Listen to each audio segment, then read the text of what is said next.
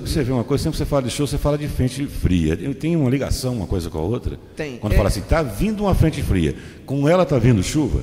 Exatamente, porque a frente fria nessa época do ano, ela está associada à chuva, não é frio, não é queda de temperatura, porque o que provoca a queda de temperatura são as massas de ar polar, que vem do polo. Às vezes nós associamos frente fria com queda de temperatura, então não está associada à queda. Vamos dizer, nós vamos estar com temperatura até alta. Inclusive esse ano está atuando o fenômeno El Niño, temperaturas muito elevadas estão sendo esperadas, tanto na primavera quanto no verão. Então estamos esperando aí uma frente fria estacionária, provocando chuva significativa. Então as pessoas que moram em área de risco, muito cuidado, e principalmente quando fica aquela garoazinha, aquela chuvinha leve, ela pode dar muitos problemas de escorregamento, esses problemas de deslizamento de terra. Nós acreditamos que esse vai ser o principal problema que as coordenadorias municipais vão ter. Essa chuvinha que fica 2, 3, 4, 5 dias? Dias seguidos, isso aí não provoca enchente, mas provoca muito problema de deslizamento de terra. Então, muito cuidado quem mora em área de risco. Quer dizer, e você falou também aqui nesse programa, professor, que no máximo a gente vai ter assim, o mesmo volume de chuva do ano passado.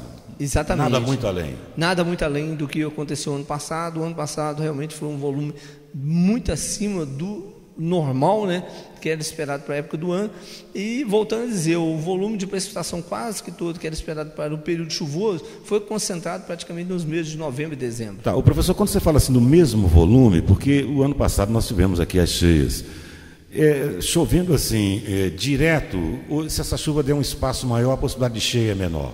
É menor, espaço é menor, porque você permite que provoque uma evaporação, porque à medida que você tem uma sequência muito grande de dias com chuva, o solo satura muito.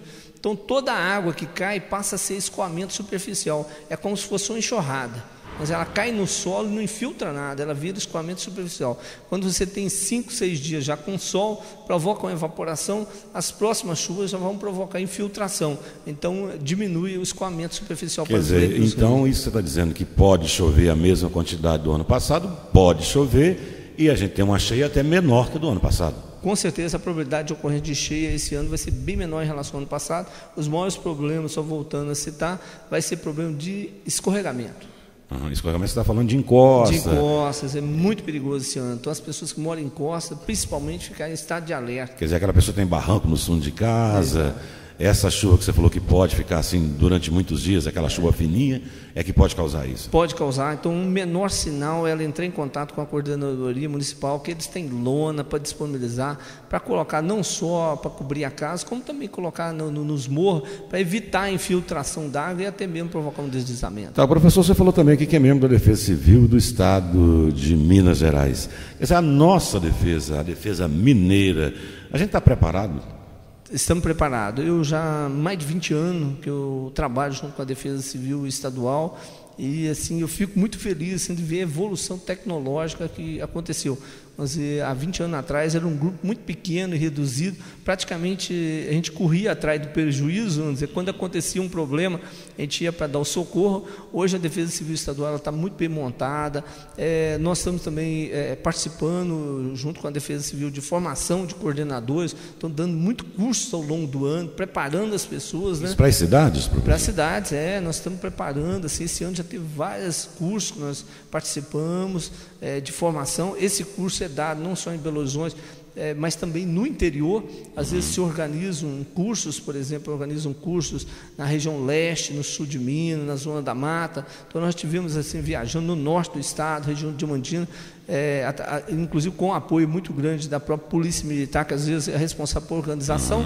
E o próprio pessoal da Defesa Civil está muito preparado para dar um socorro até de imediato e dar um apoio a todo instante para os coordenadores municipais. Nessa época do ano, professor, qual é a região de Minas mais afetada? Ou cada ano isso anda assim, troca de lugar, de região?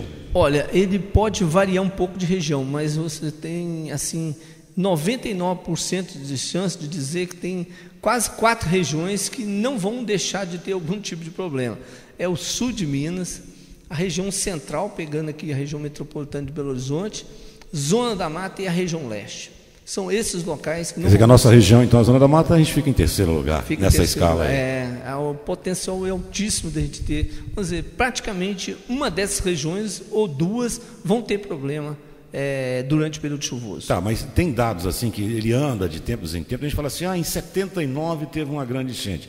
A enchente se repete de tantos em tantos anos. Tem isso, professor? Olha, nós tivemos um caso muito interessante que em 79 nós tivemos aquela grande enchente, em 85 também uma grande enchente, em 82 e 83 com o fenômeno El Niño também uma grande enchente que aconteceu no sul de Minas, em boa parte do estado.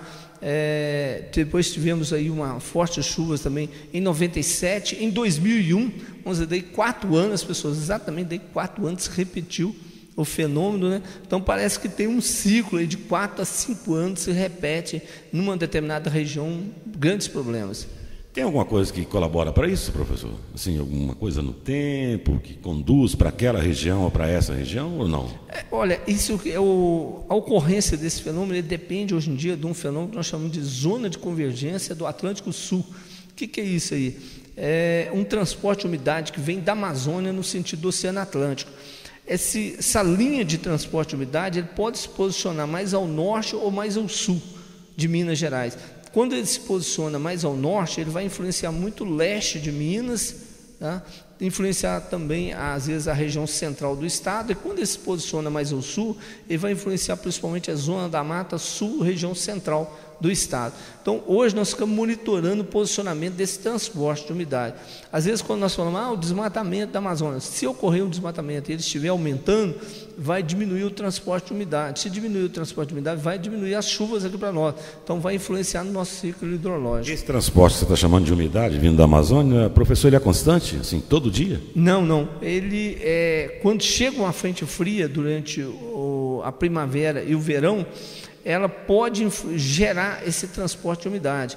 E esse transporte de umidade é muito bom, assim, porque essas chuvas constantes é que realmente vão abastecer o lençol freático para gerar as nossas nascentes nos nossos córregos.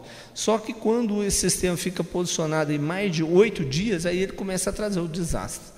Tá, mais ou menos isso que aconteceu ano passado, então, aqui com a nossa região. Correto.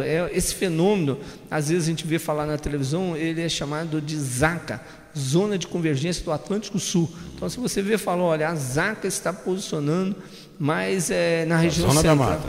Isso, na zona da mata. Aí você pode preparar que nós vamos ter uma sequência muito dias, grande com dias com chuva, e automaticamente no final dela vão ter algum tipo de desastre. Isso que você falou aí, a ZACA. Esse transporte, ele pode acontecer esse ano, professor? Vai acontecer, ele acontece todos os anos. Então o que nós fazemos já é uma prevenção, vamos dizer, até com antecedência. Quando é que ele vai se formar? Porque ele também está associado a um outro fenômeno meteorológico que forma-se a 10 km de altura em cima da Bolívia, que nós chamamos da Alta da Bolívia. Então os meteorologistas ficam de olho para ver o que vai acontecer em cima da Bolívia. Quando começa a se formar a Alta da Bolívia, um ciclone, vamos dizer, um anticiclone, um vento girando em cima da Bolívia, nós já sabemos que o fenômeno vai se formar no Brasil. Aí a gente olha para que altura que ele vai se formar, se é ao norte ou ao sul, e quais as regiões do estado vão sofrer maior impacto.